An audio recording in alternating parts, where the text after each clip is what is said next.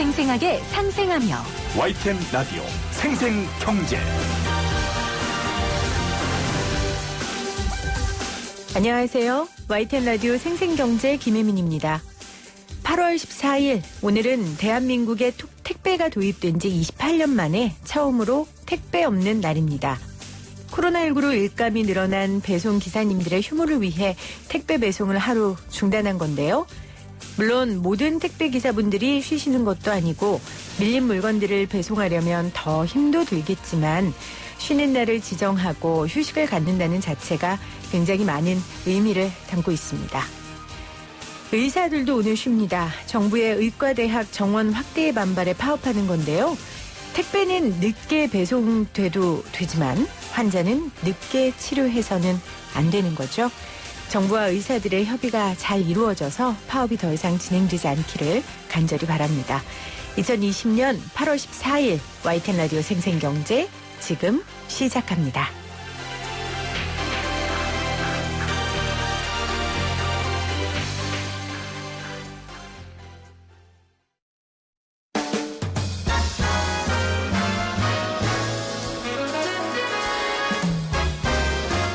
토론 아니고 수다.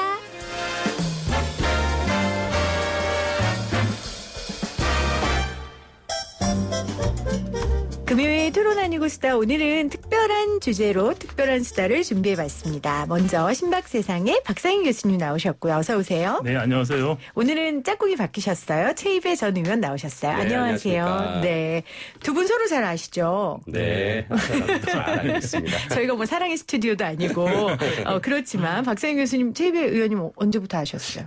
최이배 의원님 경제개혁연대 활동하실 때부터 알았으니까 10몇 년 됐다고 봐야겠죠. 네. 그 보통 여의도 네. 가면 사람이 달라진다고 하잖아요. 네. 뭐 어땠어요? 좀 달라지긴 했어요. 그래요?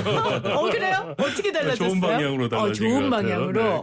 그때는 조금 경제개혁연대 하실 때 원래 좀 성격이 활달하신 편은 아니에요. 그래서 이렇게 뒤에서 많이 서포트하는 역할을 많이 하셨고 네. 그리고 많은 도움을 주셨는데 이제 의원 되면서 아주 활달하게 그리고 활발한 활동을 하셔서 아주 보기가 좋았습니다. 그랬군요. 감사합니다. 최 의원님은 박 교수님 그럼 10년 전부터 학자로 알고 계신 거예요? 그렇죠. 예. 그리고 뭐 그때부터도 이제 박상인 교수님이 이제 재벌 개혁에 대해서 열심히 또 항상 그때부터. 무슨 토론회가 있으면 꼭 나오셔서 발제를 하시거나 토론을 하시거나 해서 항상 그런 현장에서 뵙고 생각을 같이 공유하고 있어서 오랫동안 뭐 이제 같은 생각을 가지고 네. 쭉 같은 곳을 바라보고 있다 생각합니다. 그럼 10년 전 젊은 학자였던 박상인 교수님이 지금 중년 학자가 되셨는데 그렇죠. 예. 변한 게 있으세요? 예, 변했죠. 어떻게 변했어요? 박상인 교수님 처음 10년 전에 봤을 때는 정말 그 열혈 청년이셨어요. 막 그 끌어오르는. 지금보다 더 끌어올랐단 말이에요? 예. 근데 그게 시간이 지나니까 네. 조금은 덜 끌어오르게 되셨어요. 그러니까 그렇군요. 10년 전은 지금보다 더 활활 타오르셨었어요. 예. 그렇군. 활활 재벌 개혁 말씀하시는 예, 거죠? 재벌 개혁으로. 그럼 네. 활활 타오른 게 지금은 조금 덜해졌다는 게 재벌 개혁이 많이 이루어졌다는 걸까요? 아니면 반쯤 포기하셨다는 걸까요, 교수님? 네, 이루어진 건 없고요. 네, 그 포기한 것도 없는데 네. 이제 힘이 빠진 걸까요? 네, 나이가 들어서? 그러니까 약간 이제 뭐랄까요? 제가 평가하자면 네.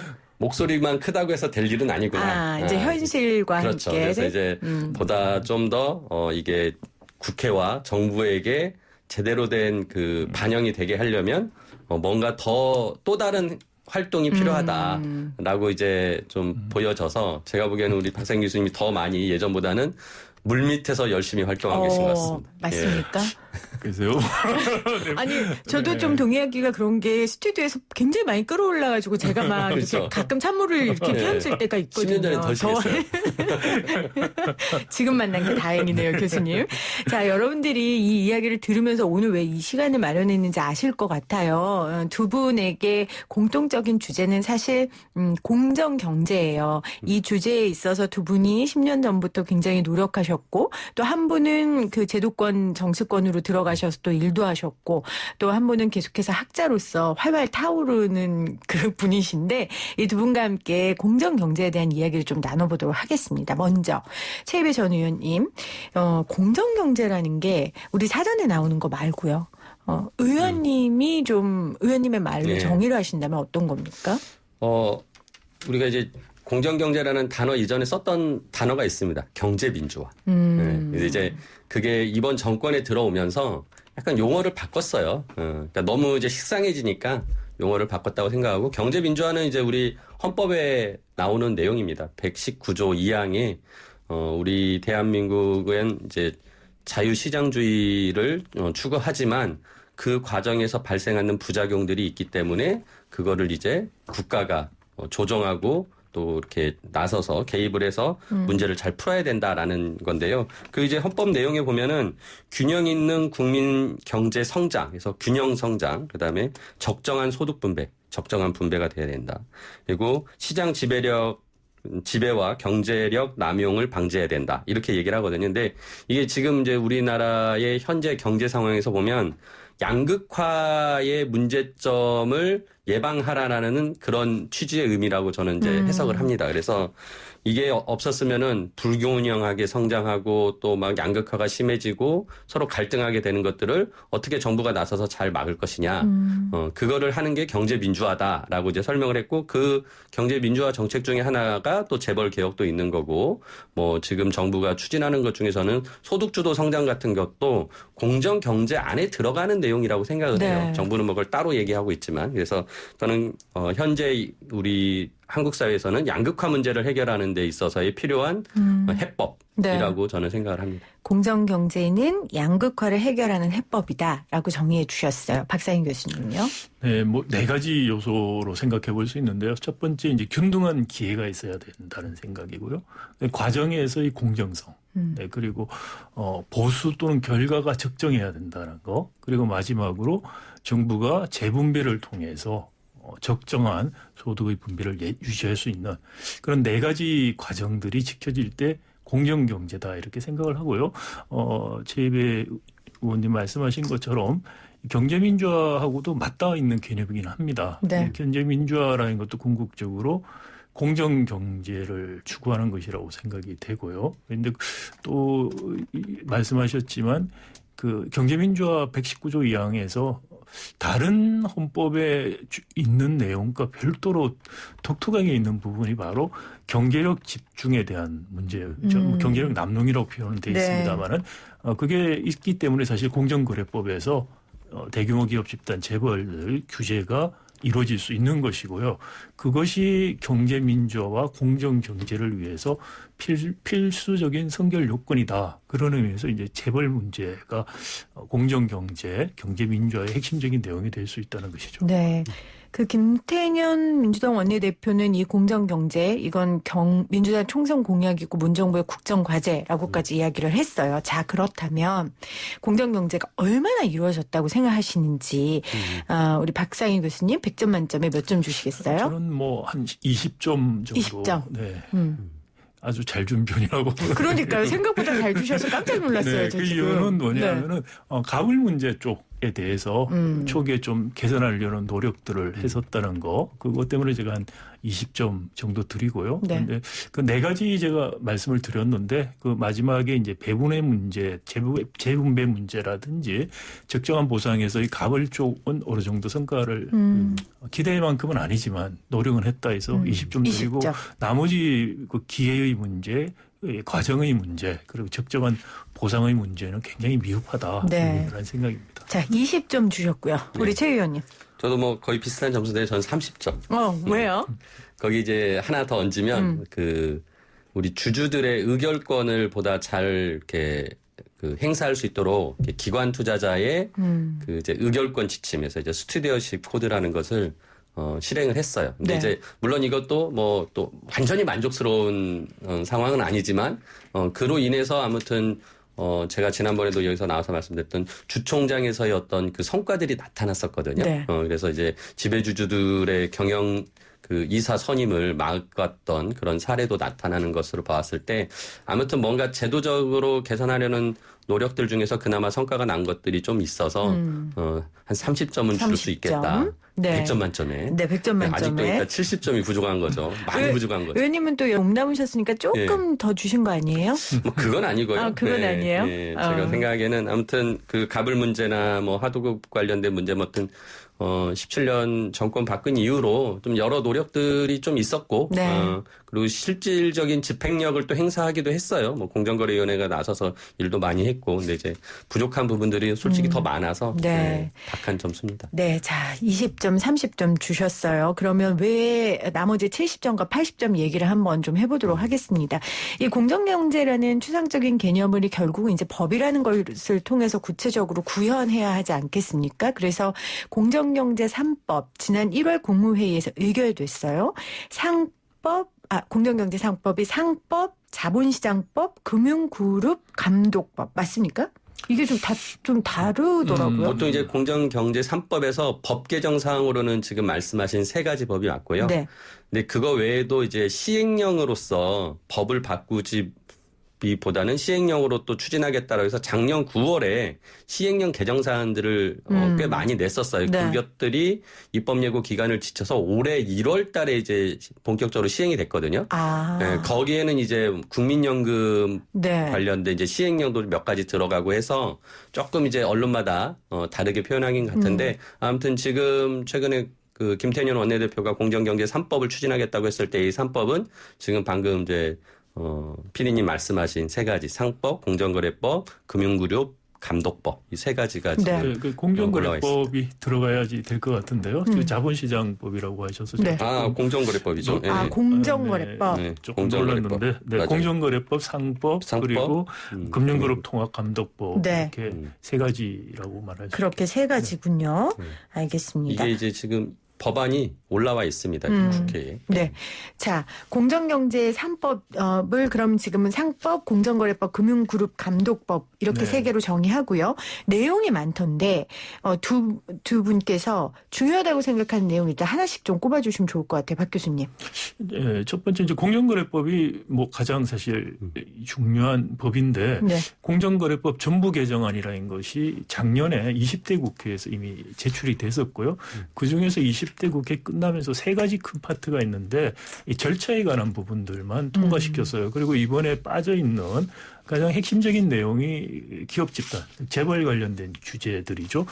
그거하고 그다음에 이제 경쟁법 일반적인 그런 부분들, 뭐 담합이라든지 이런 부분들이 지금 나와 있습니다. 근데 경쟁법 일반에 대한 뭐 담합 문제 이런 것들은 진일보가 있는데 네. 가장 이제 문제가 되는 게 재벌 규제에 관한 부분들인데 이 부분들은 정말 대통령 공약에도 전혀 미치지 못하고 실효성도 전혀 없다. 그래서 이건 오히려 개학이다. 거기에다가 지금 오히려 CBC라고 하는 그 네. 기업형 벤처 캐피탈이라고 흔히 부르는 것인데요.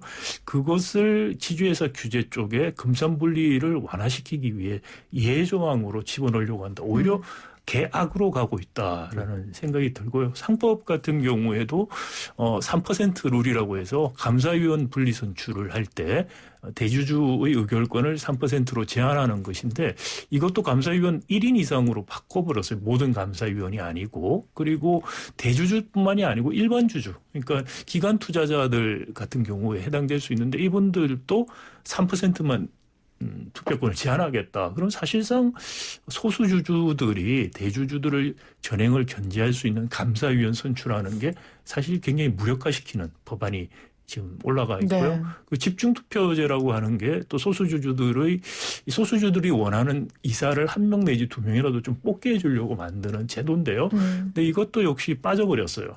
그런 면에서 상법 개정안도 굉장히 후퇴를 했다라는 네, 오히려 생각이 들고요. 후퇴했다. 금융통합감독법 같은 경우는 핵심적인 내용이 그 금융, 비금융 같이 갖고 있는 그런 기업 집단들이 있죠. 거기서 위험 전이 그다음 자본에 대한 적격성을 어떻게 판단할 것인가 이런 좀 기술적인 어려운 문제들이 있는데 이것들을 그동안에 제대로 다루지 않았는데 제대로 이제 한번 다뤄보겠다라는 법입니다. 근데 중요한 부분은 다 시행령으로 하겠다고 돼 있어요, 법안에. 그래서 이런 내용들을 제기했다는 거는 굉장히 바람직한데 너무 시행령으로 많은 부분이 빠져 있어서 네. 향후 좀 지켜봐야 될 문제다.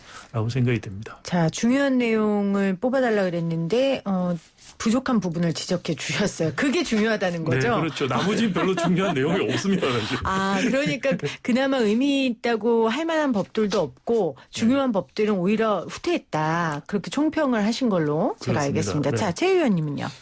우리 박사님 교수님이 세 개 다 말씀해 주셔가지고 부족한 부분들 그리고 중요한 부분 말씀해 주셨는데 조금 부연 설명을 하자면 저는 이제 가장 그 기업 지배 구조를 개선하는, 그러니까 재벌 개혁을 하는 데 있어서 근본적인 개선 방안은 상법이라고 생각을 해요. 그러니까 박사님 교수님 이제 공정거래법이 이제 지금 좀 더 많이 개정되기 것이 필요하다라고 말씀하셨는데, 물론 이제 결국 공권력이, 정부가 그 공권력을 가지고 재벌을 일일이 규제하고 규율을 할 수는 있습니다. 근데 이제 어느 순간 지나면 이제 그 단계를 지나서 시장에서 자율적으로 그게 조정이 돼야 되고 자정 능력이 생기고 자정 능력이 생겨야 되거든요. 그런 면에서는 근본적인 방향은 이제 상법 개정이라고 생각을 하고요. 그래서 네. 지금 상법 개정 내용 중에 이제 기업 지배구조 개선에 관련된 내용들이 담겨 있는데, 박 교수님 말씀하신 내용이기도 한데 이제 감사위원을 선임하는 방식이에요. 그러니까 예전에는 감사위원을 선임을 할 때 이사 중에서 감사위원이 되는 것이긴 하지만 그 둘을 분리해서 뽑았습니다. 그래서 이사 따로 뽑고 감사위원 따로 뽑고. 근데 이 감사위원은 감사위원이자 이사가 되는 거거든요. 네. 근데 이걸 어느 순간 같이 뽑게 해놨어요. 그래서 이사를 뽑은 후에 이사 중에서 다시 감사위원을 뽑도록 한 거죠.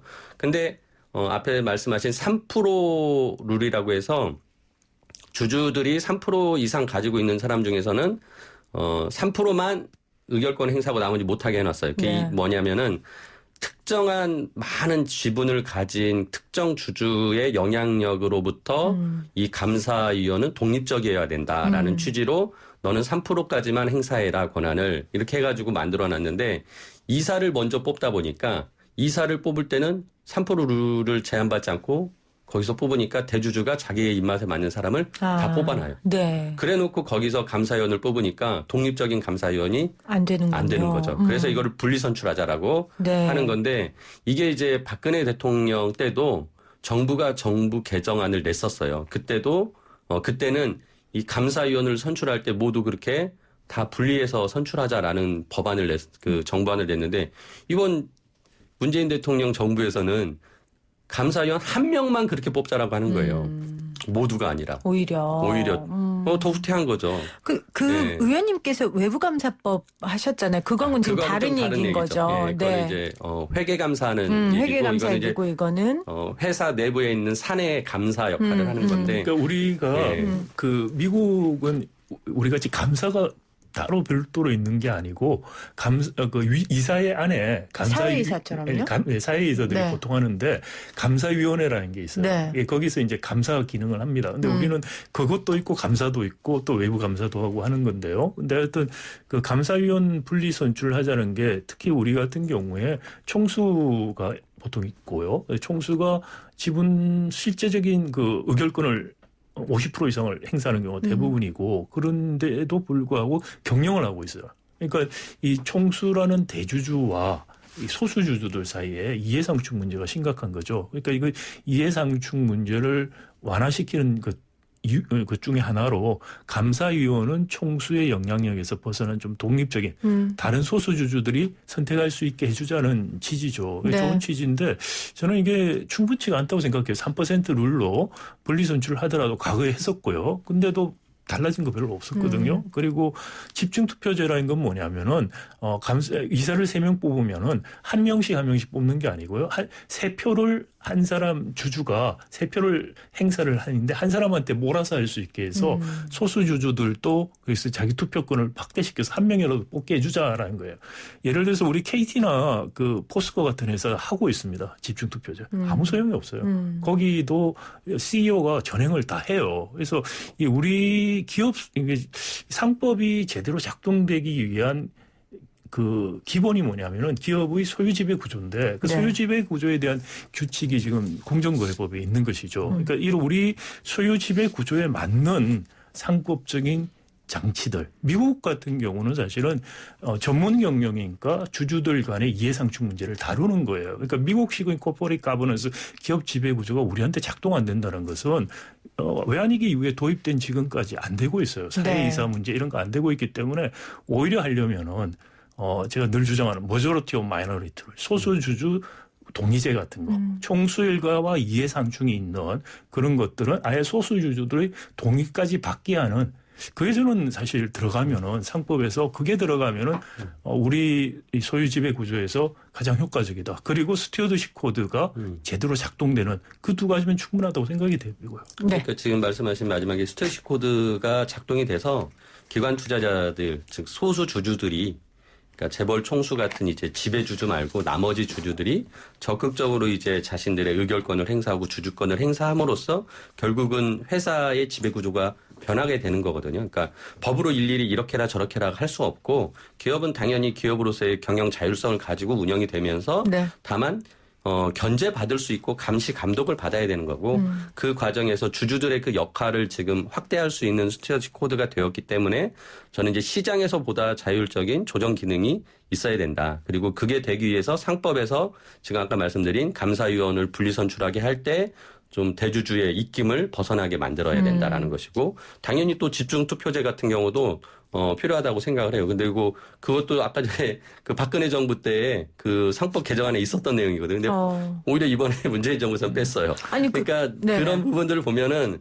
이번 정부에서 진짜 이 재벌 개혁에 대해서 진정성을 가지고 좀 국민들이 그 기대한 만큼을 해줘야 되는데 오히려 더 현실 타협적인 방안들을 더 찾아내려고 재계 어떤 그런 것들을 받아들이는 것 같아요. 그래서 근데 상법 개정안 자체가 저는 재벌 개혁이 아니라고 생각은 안 돼요. 관련은 있습니다. 물론 있는데 그 상법에 나오는 상법 자체는 개별 기업들에게 적용이 되는 거죠. 그리고 우리 재벌에 속하지 않은 기업들도 가버넌스 문제 굉장히 심각한 기업이 많고 그래서 상법 개정이라는 거 필요하다고 생각을 합니다. 근데 그것으로 재벌 개혁이 될 수 있다라고 생각이 안 돼요. 그렇죠. 지금 공정경제 말씀을 하고 있는데 공정경제라는 게 시장에서의 경쟁이나 기회균 등 이런 문제들이죠. 그러니까 경제력이 집중된 상태에서 총수일가가 있고 없고를 떠나서라도 거기서는 기회가 제한이 돼요. 진입 대출 장벽들이 생기거든요. 그런 문제들까지 고려하고 또 한편으로 총수 경제력 집중이 일어난 기업 집단을 특정인이 소유하거나 통제함으로 인해서 사익 추구를 엄청나게 할 수 있어요. 그렇죠. 그것을 막기 위해서 majority of minority 룰 같은 게 저는 효과적이라고 생각을 합니다만은 그것만으로도 충분치가 않고요. 또 이런 법들이 잘 안 바뀌는 이유도 그런 사회적인 자원들을 많이 통제하는 특정인이 입법 그리고 사법 그리고 언론의 영향력을 행사해서 자신들에게 유리한 방향의 의사결정을 만들어주는 것이죠. 그러니까 이런 근본적인 것들을 고치지 않고서는 사실 바뀌기 어렵다라는 생각이죠. 그래서 재벌개혁이라는 것을 기업 상법으로 자꾸 생각하는 거는 저는 굉장히 잘못된 생각이다. 저는 특히 외환위기 이후에 재벌개혁이 기업 가버넌스 문제로 왜곡이 됐다고 생각을 해요. 그전에는 경제력 집중 문제 주로 이야기를 하다가 기업 가버넌스 문제로 왜곡이 됐다고 생각이 되고 재벌개혁 그다음에 재벌 문제의 핵심 공정경제의 핵심은 경제력 집중의 문제다. 그중에 하나가 기업 가버넌스 문제가 표상적으로 나타나는 것이다라고 생각합니다. 알겠습니다. 제가 이렇게 이해를 해도 되겠습니까? 그러니까 지금 공정경제를 이루기 위해서 우리 최 의원님은 상법을 좀 강화해야 된다. 그리고 교수님께서는 그것만으로는 부족하다. 공정거래법을 강화해야 된다. 그러니까 지금 교수님 말씀은 공정거래법은 아예 이 기울어진 운동장 판을 바꿀 수 있는 거고 상법은 기준을 세우는 것밖에는 좀 영향력이 없다. 맞습니다. 그 판 안에서 잘 작동이 되는 기재를 만드는 것인데 근데 그 기울어진 정도에 따라서 잘 작동되는 기재도 좀 달라져야 된다는 것이고. 자, 그런데 이제 교수님은 학자니까 또 이렇게 얘기하실 수 있지만 사실 기울어진 운동장과 판을 세운다는 게 현실적으로 그게 쉽지 않잖아요. 그거를 즐기는 사람들이 있으니까 기득권층이. 그렇죠. 근데 그거를 제도권 내에서 법을 제정하고 만드실 때 그런 부분이 굉장히 한계로 부딪히셨을 것 같아요. 의원님께. 그러니까 지금 이제 공정거래법에 나온 내용 중에 이제 박상현 교수님이 소유 구조에 대한 어떤 변화를 만들어낼 수 있어야 된다라는 말씀도 하셨는데 그 중에 하나가 이제 순환출자를 규제하는 거였는데, 그러니까 기존의 순환출자를 가지고 있는 기업에게 지금 순환출자를 가지고 그에 대해서 의결권을 행사하지 말라라고 하기가 되게 어려운 거죠. 현실적으로. 예. 그러니까 물론 순환출자를 해소시키라고 계속 정책적으로 그 압력을 행사할 수는 있겠지만 기존에 이제 이미 만들어진 것을 어느 날 법으로 만들어서 너는 의결권을 행사할 수 없다라고 하기가 어려우니까 이번에 정부도 개정안을 내면서 새롭게 순환출자가 만들어지면 그거에 대해서 의결권 행사할 수 없다.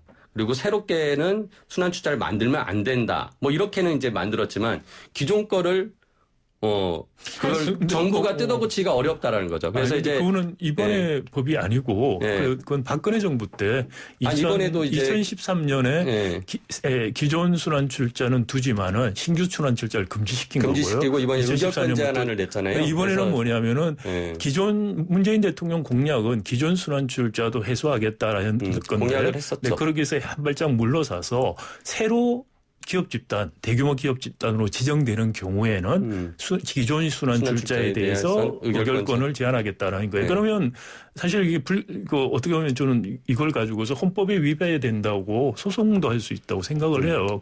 자, 그런데 그건 중요한 건 아니고 사실 그동안에 한 10년 전에는 우리 재벌의 소유 지배 구조가 순환출자 중심으로 이루어져 있었어요. 그래서 순환출자의 문제점들을 많이 제기했는데 그래서 많이 좀 개선된 방향이 있었죠. 그러면서 지주회사 제도라는 게 들어왔습니다. 그래서 지주회사로 가기 위해서 많은 특혜를 줬어요. 그래서 지금은 많은 재벌들이 지주회사로 많이 가버렸습니다. 근데 이제 지주회사로 가버리니까 지금 어떤 문제가 생기냐니까 지주회사 규제 자체를 자꾸 무력화시키는 시도를 지금 하고 있어요. 그러니까 순환출자가 바람직하지 않아서 지주회사라고 가라. 그래서 가기 위해서 많은 당근을 줬어요. 그래서 당근을 가지고 갔어요, 재벌들이. 그리고는 가고 난 다음에 하는 말은 이것도 자꾸 더 규제를 완화시켜달라라고 이야기를 하고 있죠. 그중에 하나가 지금 기업 주도형, 기업형 벤처캐피탈, CBC 같은 것들 이런 것들이 나오고 있다. 그래서 그런 면에서는 이 경제력 집중을 규제할 수 있는 부분들이 오히려 문재인 정부 공정거래법 개정안에서는 후퇴하고 있다라는 것이고 심각한 우려를 하는 거죠. 상법 개정도 후퇴를 하고 경제력 집중 규제도 후퇴하고 왜 20점밖에 안타깝게 줄 수밖에 없었는가라는 말씀을 드리는 것입니다. 사실은 이 방송 듣는 분들 대부분이 이 말을 이해 많이 못하실 거예요. 왜냐하면 이게 기업과 관련된 대기업에 관련된 우리 그 큰 규모의 경제활동에서 일어나는 법들이기 때문에 사실은 우리 일반 청취자들은 이해 못하실 게 굉장히 많은 이야기예요. 그런데 이렇게 이해하기가 어려울 정도로 지금까지 공정경제가 이루어지지 않고 있다는 거를 저는 나타내는 또 방증이라고 생각하거든요. 일부를 마무리해야 돼서 그럼 제가 마지막으로 왜 자꾸 후퇴하는 거예요? 제가 회계사님한테 따지는 건 아니지만 우리 의원님께 따지는 건 아니지만 결국 정부가 이 공정 경제를 하기 위해선 재벌들의 어떤 경제력 집중도 완화시켜야 되고 뭐 지배 구조도 개선하고 재벌 개혁을 해야 된다라고 항상 얘기를 하면서 이게 이제 그 파트너가 있는 거잖아요. 그러니까 그 재벌하고 얘기를 해요. 근데 이제 경기가 안 좋아져요. 요즘 경기가 안 좋아지면 결국은 이 경기를 또 좋아지게 도와줄 사람이 결국 재벌이라고 생각이 들면 이 정부가 재벌의 얘기를 또 수용하게 되는 그런 태도를 가진 거죠. 이미 만들어진 쉬운 길로 계속 가게 되는 거죠. 그래서 이제 우리가 그런 식으로 후퇴되면 안 되고 원칙론을 가지고 개선하는 것이 장기적으로 오히려 더 낫다라는 어떤 확신을 가지고 정부가 정책을 추진해야 되는데 그런 확신을 갖지 않고 있기 때문에 재벌들의 그런 이제 우는 소리를 우는 아이들에게 떡 하나 더 준다는 식으로 자꾸 받아들여지는 그런 게 현실인 것 같습니다. 알겠습니다. YTN 라디오 생생경제 오늘 공정경제 3법 어디까지 갔나 가긴 갔나라는 주제로 두 분과 함께 이야기 나누고 있습니다. 광고 듣고 올게요.